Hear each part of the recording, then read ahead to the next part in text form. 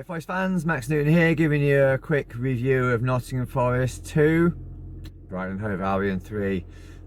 Disappointing end to the day. Started like an absolute train. Brilliant run and cross by Morgan Gibbs-White in the second minute, and a great header by Langer. Probably their keeper might have done better with it.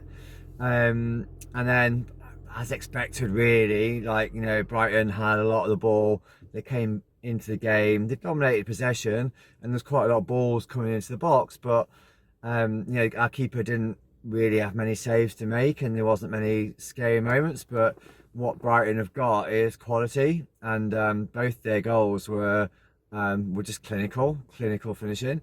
Brilliant finish for the first one, and for the second one, I think the first 15-20 minutes, and Alanga was getting back quickly and well to help out Toffolo, and Alanga was the man to go to the winger, and Toffolo would sit back, would come back a bit. For the goal, increasingly before the goal and for the goal, Alanga wasn't able to get back quick enough, and that was why when the guy on the right wing had all the time in the world to stop still, put his foot on the ball and put in a peacher across, and again a clinical header. So it's a bit disappointing into the first half, but nonetheless, despite all the ball and possession that Brighton had, Forest still created a number of really good chances, particularly through Morgan Gibbs-White down the right. Although I'd love to see Morgan Gibbs-White playing in the middle, because that's where I think we lacked in the first half, the creative midfielder. I thought Dominguez was poor. I thought Danilo was very poor, and Mangala was okay. So that midfield three that's been the real highlight of the season so far, just wasn't on it today, and we lost the midfield, and we weren't able to create things from midfield. But like I say, having said that, Morgan Gibbs-White did a great job down the wing in the first half. Second half,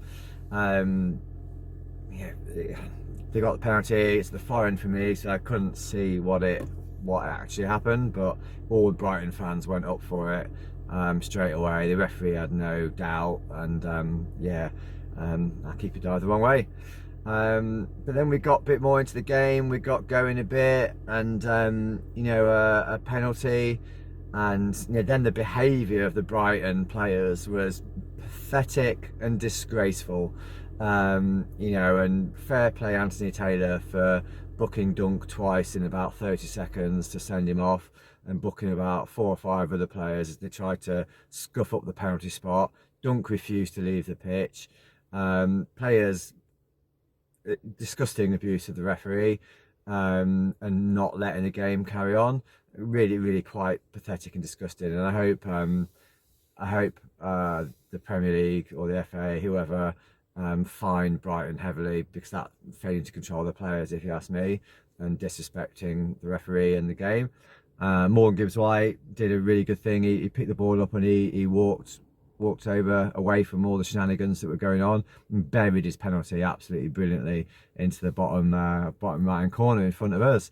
And then it was all Forest apart from one break where it looked like Brighton was sure to score, and Murillo appeared from nowhere with a wonderful defensive tackle.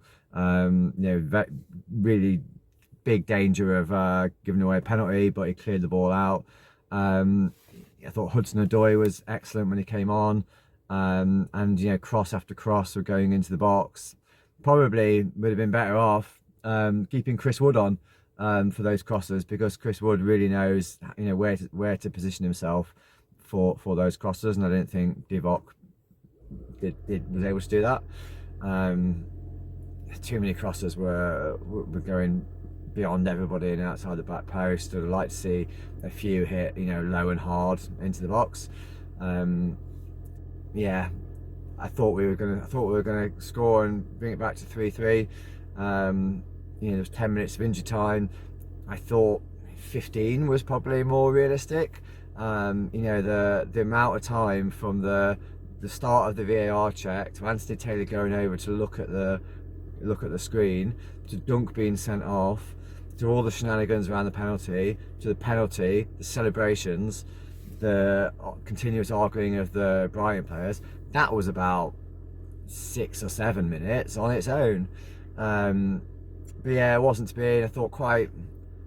I mean, I get it, but it felt quite poor for every single member, every single person in Brighton streaming across the pitch at the end. I don't think De Zerbi went over to shake Cooper's hand. I think it was just a bit poor. And really, Brighton were quite poor in terms of attitude, in terms of throwing themselves on the floor and arguing with the ref throughout the game. So no points. Shipped another 3 goals, which is disappointing. Scoring goals, which is good. Like to see Sangare back. I think Yates was excellent when he came on, and I wonder if that midfield 3 might be changed for next game. Hope Nikat is okay. He went down with injury right at the death. And yeah, on to Everton. Come on, you Reds! Oh, cheese and beetroot cobs were superb today. Absolutely superb. So well done, Linda Newton. Come on, you Reds.